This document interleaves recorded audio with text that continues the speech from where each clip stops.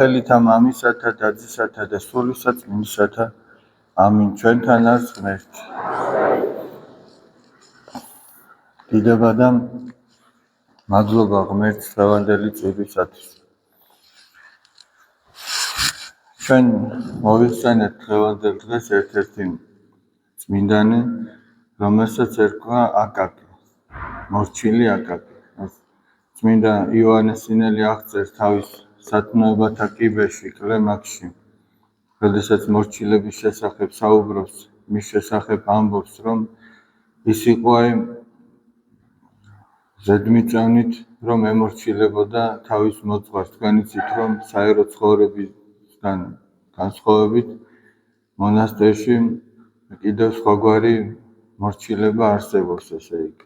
არაფერს არ გააკეთებს მონაზონი, თუ ამის შესახებ არ აქვს თავისი მოძღვრის კურთხევა და თუმცა ძალიან მკაცრად ექცეოდა მას თავისი მოძღვარი. ძალიან სასტიკად ექცეოდა. და როდესაც გარდაიცვალა,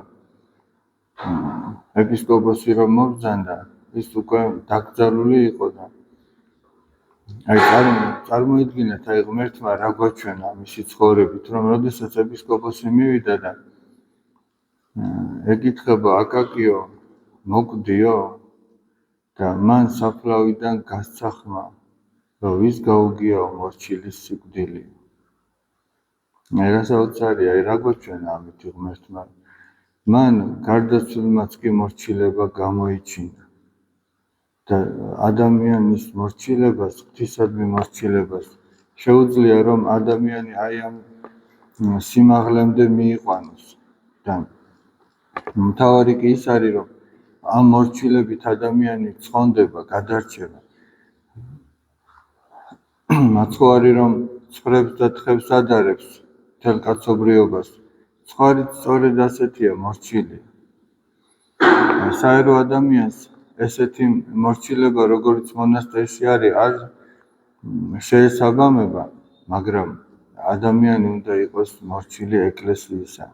ეკლესიის შვილი უნდა იყოს, ღვთისმცნებების მორჩილი უნდა იყოს. თითოეულ თავის საქმეში უნდა ხედავდეს იმას, რომ ადარებდეს ღვთისმცნებას და ფიქრობდეს, ეს შეესაბამება თუ არა ღვთისმცნებას. მაგრამ სამწუხაროდ ჩვენ ხედავთ ჩვენს თავებშიც, შეიძლება სხვებშიც, და ჯობია ადამიანი ამას მხოლოდ საკუთარ თავში ხედავდეს, რომ ჩვენ რაღაცნაირად ორმაგი სტანდარტებით, როგორც სიტყვიან, ასე ვცხოვრობთ.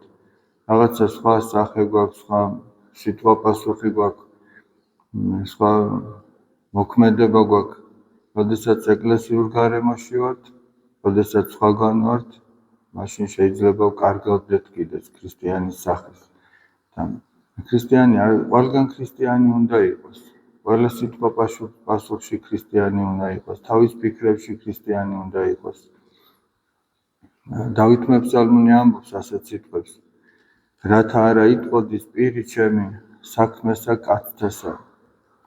რომ ადამიანმა არ უნდა თქვას სხვა ადამიანების საქმეებზე, არ უნდა ილაპარაკოს. რა თქმა უნდა, ცუდი საქმეები იგულისხმება. წუხელ კითხულობდი მამა პაისის ცხოვრებას, მასზე ასეთი რამე წერა. ერთ-ერთი ბერი იხსენებს, ჩვენ როდესაც შრომობდითო, ხან რაღაცაზე ვლაპარაკობდითო ბერებიო, ხან ხუმრობდით კიდეცო. და ამბერგი ერქვა მცირე სქემაში, როდესაც იყო მამა პაისის, ამბერგიო ცალკე გავიდოდაო და ცალკე მუშაობდაო, რომ არ ჩამულიყო ამ საუბარში. და ესე იგი, სხვაზე ლაპარაკსო და სხვის განკითხვასო ცეცხლივით გაურბოდაო. ესე იგი, მისი თვალებიო ღია მხოლოდ იმიტომ იყო, რომ მამათა კეთილი მაგალითი დაენახა და მათთვის მიებაძა.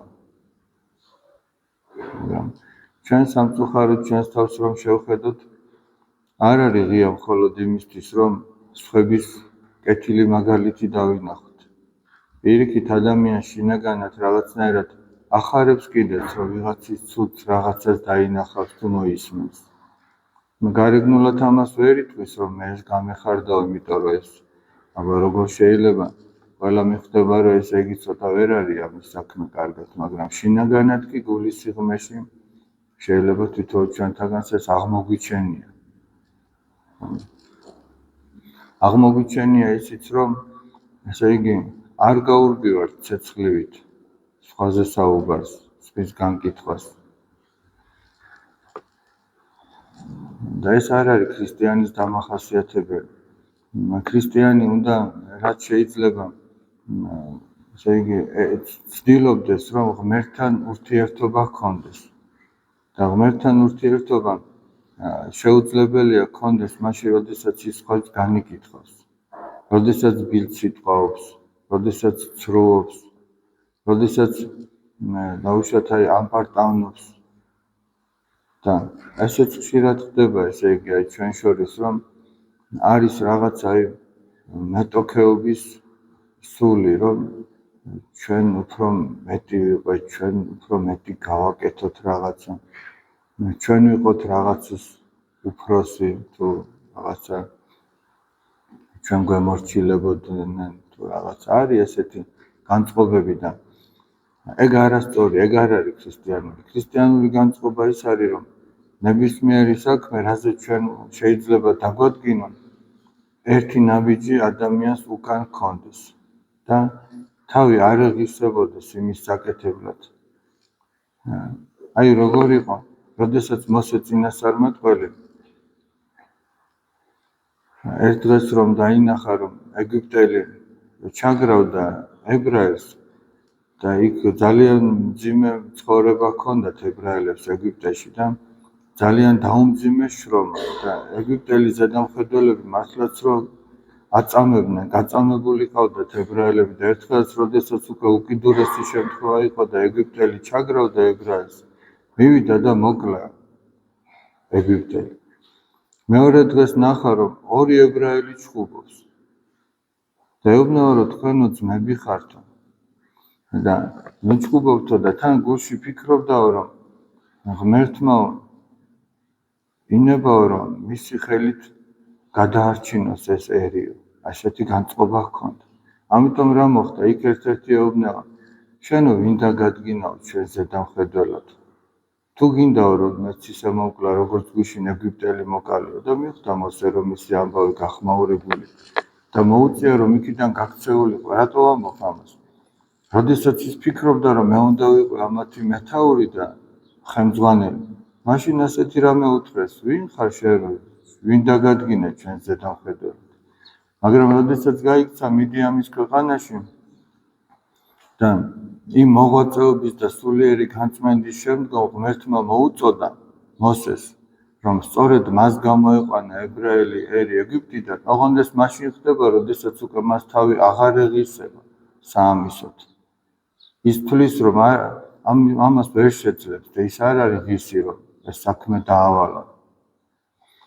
მაგრამ ღმერთი ხედავდა მის თვისებებს. მისი თვისება რა იყო? ერთ-ერთი ყველაზე გამორჩეული, რომ ის იყო მორჩილი ღვთისა და ის იყო დაჩაგრულის გამომქომაგებელი, ესე იგი.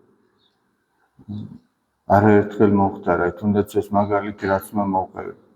თუნდაც ის, როდესაც მიდიამში ჩადის და მწყემსები იქ გოგონებს არ აძლევენ საშუალებას რომ აქლემები დაარწყულონ, იმათაც გამოექომაგება.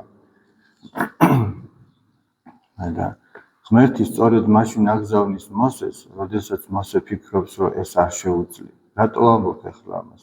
რომ ერთი ნაბიჯი ადამიანს ყველა იმ საქმეზე, რასაც ავალებენ, თუ უკან უდგია, ღმერთს ესეთი მოსწონს.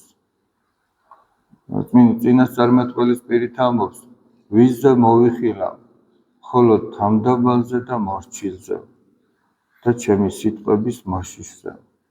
ანუ ვის მივცემ მადლს, ხოლო თამდაბალს, ხოლო მორჩილს და ღვთის სიტყვების მოშიშს. აი ასეთზე მოიხილავს უფალი. ხოლო ამ პარტავანზე და ისეთ ადამიანზე, ვინცაც სხვაზე მეტი გონია თავიდან, ის ფიქრობს, რომ სხვაზე უკეთ გაუძღვება ამა თუ იმ საქმეს, იმაზე ამბობს, რომ ამ პარტავანთა შემოსრავს ღმერთი, ხოლო მდაბალთა მოსცის მადლი. ამიტომ აი ჩვენ თუ გინდა რომ ესე იგი სულის ცხონების გზაზე მყარად ვიდგეთ, არასოდეს სხვაზე მეტი არ უნდა გვეგონოს არც ერთ საქმეში ჩვენი თავი. თუმცა სამწუხაროდ ეს ძალიან ნაკლებად ხდება, იშვიათად ხდება. შეიძლება ითქვას, რომ არც ხდება. გამონაკლის შემთხვევებს თუ არ ჩავთვლით. Ამიტომაც ამბობდნენ წმინდა მამები, რომ ღვთისკენ მიმავალი გზა ბოლო დროს გაუკაცრიელდება. გაუკაცრიელდება რას ნიშნავს? შეიძლება უამრავი ადამიანი დადის ტაძარში, მაგრამ აი ქრისტესკენ მიმავალ გზაზე შეიძლება არ მიდის. ანუ იმ ცნებებით არ მიდის, რაც უფალმა მოგცა. თორე თავისი ჭკუით, როგორც ფიქრობს, რომ ესე უნდა იაროს, კი მიდის. მაგრამ მაგ საუბარია, რომ ქრისტეს ცნებებით იაროს. წმინდა მამათა მიერ გადმოცემული სწავლების მიხედვით იაროს ადამიანი. და არა ისე საკუთარი ჭკუით მე ეს მომიდა რომ გავაკეთო და ეს კარგი მგონია, სხვა იტყვის რომ ის უკეთესია, ის გავაკეთოთ. ასეთ რამესაც ამბობენ წმინდა მამები ბოლო დროის ადამიანზე, რამდენი თავიც იქნებაო, იმდენი სარწმუნოება იქნება. მე ჩემებურად წამშე, შენებურად წყავს, თავისებურად და ასე შემდეგ. მაგრამ მე არ არის მაცხონებელი. მაცხონებელი არის ის, რაც აკაკი მოთხრა ეპისკოპოსს, რომ როგორ შეიძლება მორჩილის სიკვდილი. და მორჩილი გარდაიცვალა, მაგრამ ის ცხონდა, აი დღესაც მოიხსენეთ მე-6 საუკუნეში გარდაცვლილი ადამიანი, დღეს მოიხსენეთ და მთელი ამდენი საუკუნეების განმავლობაში ეკლესია მას იხსენებს როგორც წმინდანს. აი ამაშია საქმე. და ჩვენ უნდა გვწამდეს და ეს სახარებისეული სწავლებაა, რომ შეუძლებელია მორჩილი, ღვთის მორჩილი ადამიანი ვერ გადარჩეს. მაგრამ ისიც შეუძლებელია ურჩი და თავნება გადარჩეს. ყველაფერი ამაზე გადის. ყველაზე უმოკლესი გზა ცხონებისა, ეს არის მორჩილება. ღმერთს ემორჩილება. და როდესაც ადამიანი ემორჩილება, ის პასუხისგებლობა ზედმეტად არ იღებს საკუთარ თავზე. აი მაგალითად, შვილი თუ მამას უჯერებს. ეს პასუხისგებლობა მამაზეა, რომ მამა როგორც ურჩევს და შვილი ამას ზედმიწევნით აკეთებს. პასუხისგებლობა შვილზე არ არის. მაგრამ თუ შვილი იტყვის, რომ არა მამა, ესე კი არა, ისე გავაკეთოთ და მამაც ეთქვის, კი ბატონო, როგორც ცვლის საჭიროთ, ისე გააკეთო. მაგრამ რჩევას აძლევს, როგორც უკეთესი. თავისი გამოცდილებიდან გამომდინარე. მაშინ პასუხისგებლობა უკან მთლიანად შვილზე გადადის, იმიტომ რომ მამას არ დაუჯერა.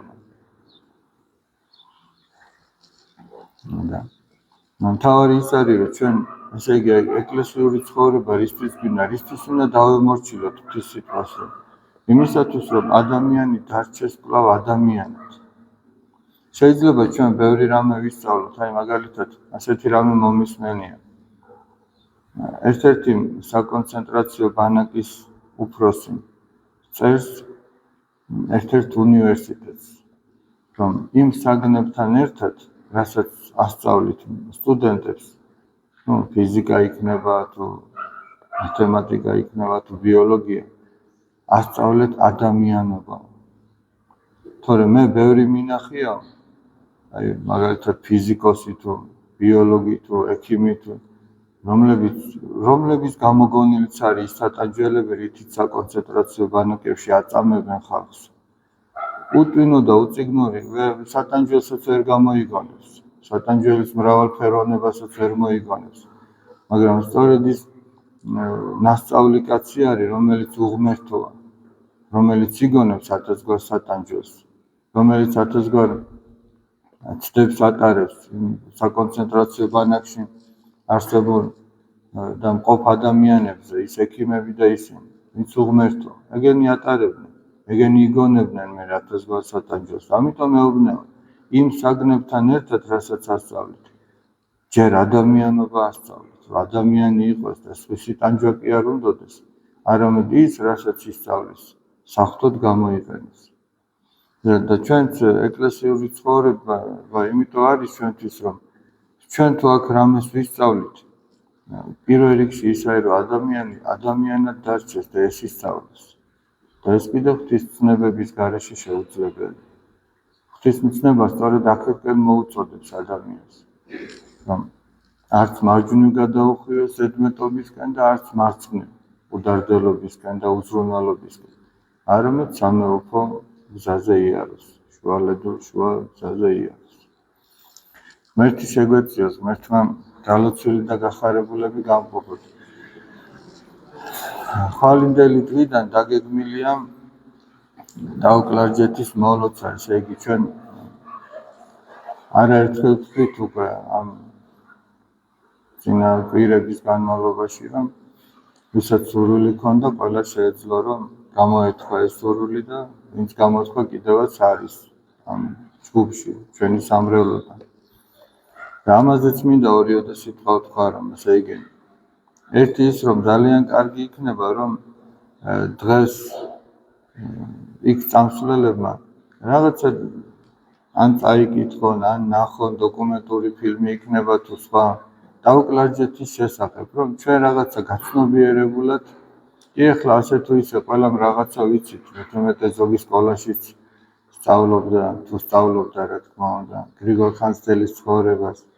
ეს ბავშვებიც მოამზადებენ, ვინც იქ მოდიან მცირე პრეზენტაციას, თვითონ იქ დაძრევთან წარმოადგენენ. დაგეგმილია ასევე თვითონ გრიგოლ ხანძთელის ცხოვრების შესახებ წარმოადგინონ ბავშვებმა მცირე რაცა მოხსენებასავით. მაგრამ ამის იქით კიდევ ჩვენ თითოეულმა შეიძლება რაღაცა მოვიძიოთ, რაღაცა ვნახოთ, უფრო გაშინაარსებული რო იყოს და მეორე კიდევ ჩვენ როდესაც სიწმინდეებს მივიახლებით, იქ ძალიან დიდი მოგრძალება გვმართებს. და დაფიქრება გვმართებს კიდევ იმაზე, რომ რისთვის მივიახლებით ამა თუ იმ სიწმინდეს. რა არის მიზანი ჩვენ? სულიერი თუ ხორციელი? ამას ძალიან დიდი მნიშვნელობა აქვს. რისთვის მივიახლებით, რომ ჩვენ ის შეგვეციოს სულის ცხონებაში, თუ რაღაცა ჩვენ მატერიალური მიზანი გამოძრაობს. სხვადასხვა იყო ერთი ასეთი შემთხვევა.